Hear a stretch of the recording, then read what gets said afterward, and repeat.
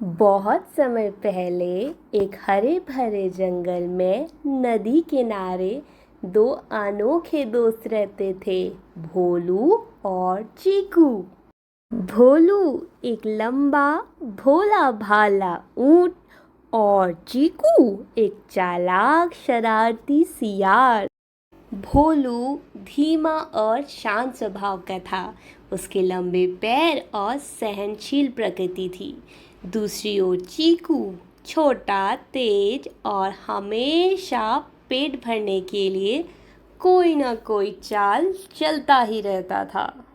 एक तपती दोपहर चीकू के पेट में चूहे दौड़ने लगे।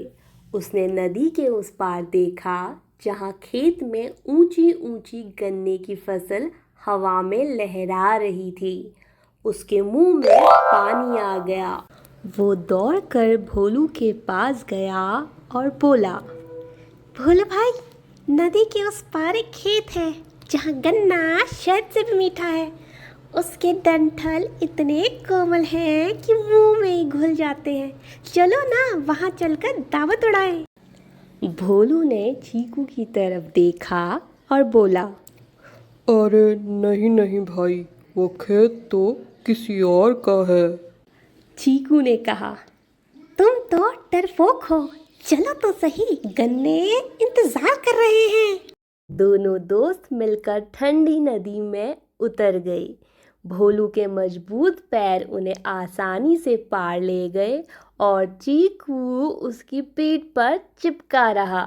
खेत में पहुंचते ही भोलू ने लंबी गर्दन झुकाकर धीरे धीरे गन्ना चबाना शुरू किया और हर मीठा कौर आनंद से खाने लगा।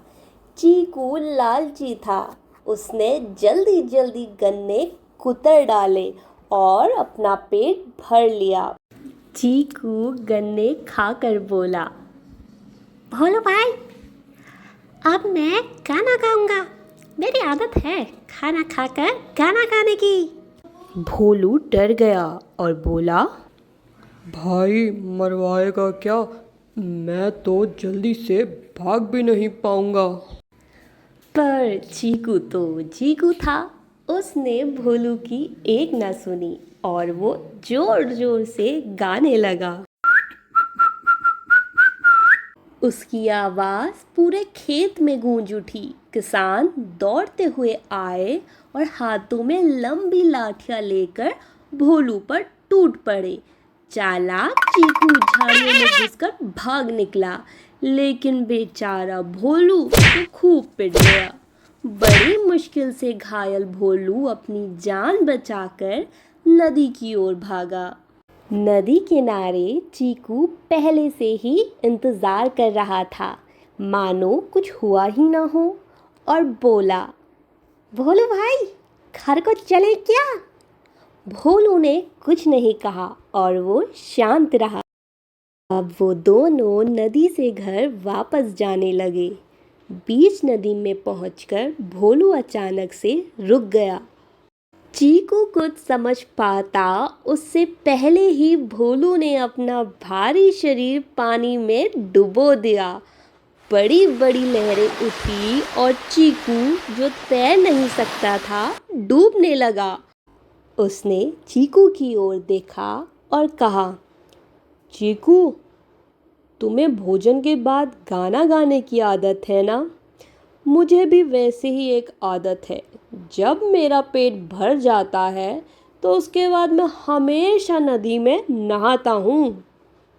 चीकू छटपटाते हुए चिल्लाया, दोस्त दोस्त, रुक जाओ, मैं डूब जाऊंगा, मुझे बचाओ। भोलू ने बड़े आराम से कहा, जैसे तुम अपने गाने की आदत नहीं छोड़ सकते, वैसे ही मैं अपने नहाने की आदत नहीं छोड़ सकता।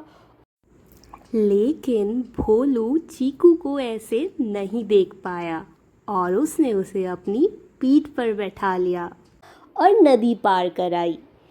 चीकू को अपनी गलती का एहसास हो गया। उस दिन के बाद उसने कभी भोलू के साथ ऐसी शरारत नहीं करी। तो बच्चों, हमें इससे ये शिक्षा मिलती है कि हमें हमेशा दूसरों का भला करना चाहिए। बुरा करने से बुरा ही लौट कर आता है।